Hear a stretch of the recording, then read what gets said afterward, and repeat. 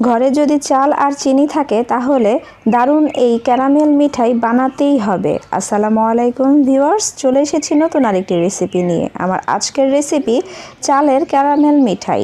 খুব সহজে আর অল্প উপকরণ দিয়েই তৈরি করে নিতে পারবেন এই মিঠাই। তো চলুন দেরি না করে শুরু করে দিই এই রেসিপি। চালের মিঠাই বানানোর জন্য লাগবে চাল। এখানে আমি 1 কাপের চেয়ে 2 চামচ বেশি চাল নিয়েছি। কেন 2 চামচ চাল বেশি নিয়েছি সেটা আপনারা পরবর্তীতে জানতে পারবেন। আর এখানে আমি রেগুলার যে ভাত, সেই ভাতের চালটা নিয়েছি। আপনারা যে কোনো চাল নিয়ে নিতে পারেন। তো চালটা শুকনো অবস্থাতেই এখন আমি ভেজে নেব। এর জন্য চুলায় প্রথমে একটা প্যান বসিয়ে দিয়ে চালগুলো দিয়ে মিডিয়াম আঁচে চালটাকে ভেজে নিতে হবে। অনবরত নেড়ে চেড়ে এটাকে ভেজে নিতে হবে, নয়তোবা পুড়ে যাবে। যখন দেখব চালের কালার কিছুটা চেঞ্জ হয়ে এসেছে তখনই বুঝতে হবে চাল এটা মোটামুটি ভাজা হয়ে গিয়েছে। এ পর্যায়ে চুলা অফ করে দিয়ে এটাকে নামিয়ে নিতে হবে। তো আমি এখন এটাকে নামিয়ে নেব। নামিয়ে একটা পাত্রে ঢেলে নেব। তারপরে একটু ছড়িয়ে দেব যাতে তাড়াতাড়ি ঠান্ডা হয়ে যায়। এটাকে এখন আমাদের ঠান্ডা করে নিতে হবে। তো আমি কিছুক্ষণ রেখে দিচ্ছি ঠান্ডা হওয়ার জন্য। আর এই ফাঁকে আমি প্লেটটাকে ঘি দিয়ে ব্রাশ করে নিয়েছি যাতে আমি এই মিঠাইটাকে সেট করে নিতে পারি। তো এখানে চালটাও ঠান্ডা হয়ে গিয়েছে। এখন একটা ব্লেন্ডারের জার নিয়ে এতে দিয়ে দেব। এখন এই চালগুলোকে ব্লেন্ডার করে নেব। যদি কারো কাছে ব্লেন্ডার না থাকে তারা চাইলে পাটায়ও বেটে নিতে পারেন। তো এখন আমি এটাকে ব্লেন্ডার করে নিচ্ছি। তো ব্লেন্ডার করার পরে দেখতে পাচ্ছেন এরকম গুঁড়ো হয়েছে। তো এর ভিতরে কিছু দানা দানা থাকতে পারে, তার জন্য আমি এটাকে চেলে নেব। চালার পরে যে বাড়তি অংশটা থাকবে সেটাকে ফেলে দিতে হবে। তার জন্য 1 কাপের চেয়ে 2 চামচ বেশি চাল নিয়েছি। চালার পরে যে বাড়তি অংশটা রয়েছে এটাকে এখন ফেলে দেব। এখন চুলায় আবারও একটা প্যান বসিয়ে দিয়ে এতে চালের যে গুঁড়াটা বের করেছি সেটা দিয়ে দিব।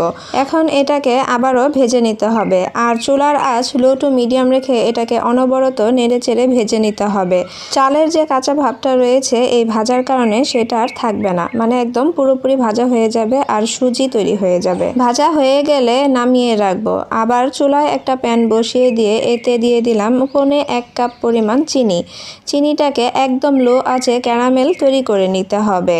এই ক্যারামেল দিয়েই তৈরি হয়ে যাবে আজকের মিঠাই।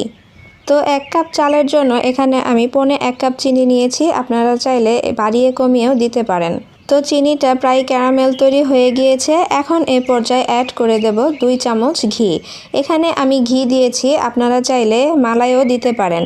তবে আমার কাছে ফ্রেশ মালাইটা নাই, তাই আমি এখানে ঘি দিয়ে দিচ্ছি। এখন এটাকে ক্যারামেলের সাথে খুব ভালোভাবে মিশিয়ে নিতে হবে। আর চুলার আঁচ লোতে রেখেই এই কাজটা আপনাদেরকে করতে হবে। তো মিশানো হয়ে গেলে এ পর্যায়ে অ্যাড করে দেব দুধ। এখানে আমি 1 কাপ পরিমাণ দুধ দিয়ে দিচ্ছি। দুধ দেওয়ার পর চিনিটা মনে হবে একটু আঠালো, তবে ভয়ের কোনো কারণ নাই। আস্তে আস্তে এটা দুধের সাথে খুব ভালোভাবে মিশে যাবে। আর লো টু মিডিয়াম আঁচে এটাকে রান্না করে নিতে হবে। তো দেখতেই পাচ্ছেন চিনিটা প্রায় দুধের সাথে মিশে গিয়েছে। তো এ পর্যায়ে অ্যাড করে দিচ্ছি 1/2 কাপ পরিমাণ নারকেলের গুঁড়া। এখানে আমি নারকেলের গুঁড়া দিয়েছি, আপনারা চাইলে গুঁড়ো দুধও দিতে পারেন।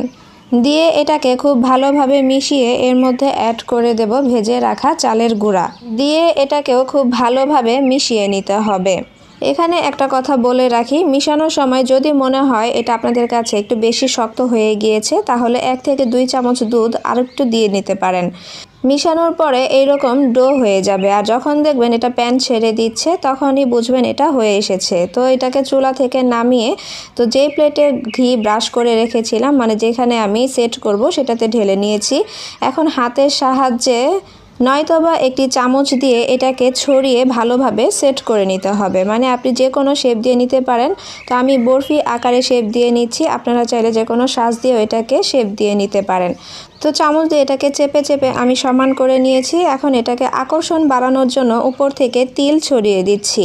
তিলের পরিবর্তে আপনারা শুকনো নারকেলের গুঁড়াটা দিয়েও এটাকে পরিবেশন করতে পারেন। তারপর আবার আরেকটু চেপে চেপে দিতে হবে যাতে তিলটা পড়ে না যায়। দিয়ে এটাকে ঠান্ডা করে তারপরে যে কোনো শেপ দিয়ে সার্ভ করতে পারেন। আর তৈরি হয়ে গেল চালের ক্যারামেল মিঠাই। আশা করছি আমার আজকের রেসিপিটিও আপনাদের কাছে ভালো লেগেছে। ভালো লেগে থাকলে প্লিজ একটি লাইক দিয়ে দিবেন। আর আমার চ্যানেলে নতুন হলে চ্যানেলটি সাবস্ক্রাইব করে পাশে থাকবেন। আর ফ্রেন্ডস অ্যান্ড ফ্যামিলিদের সাথে শেয়ার করে দিবেন। আজকের রেসিপি এ পর্যন্তই। আবারও হাজির হয়ে যাব নতুন কোনো রেসিপি নিয়ে। সে পর্যন্ত সবাই ভালো থাকবেন। আল্লাহ হাফেজ। একটা উঠিয়ে আপনাদেরকে আমি দেখাচ্ছি এটা কতটা সফট হয়েছে আর ভিতর থেকে কেমন হয়েছে। একবার একটু খেয়াল করে দেখলেই বুঝতে পারবেন এটা কেমন হয়েছে। আমি আপনাদেরকে একটা ভেঙে দেখাচ্ছি। আর পুরো ভিডিওটি ধৈর্য সহকারে দেখার জন্য সবাইকে ধন্যবাদ জানাচ্ছি। আসসালামু আলাইকুম।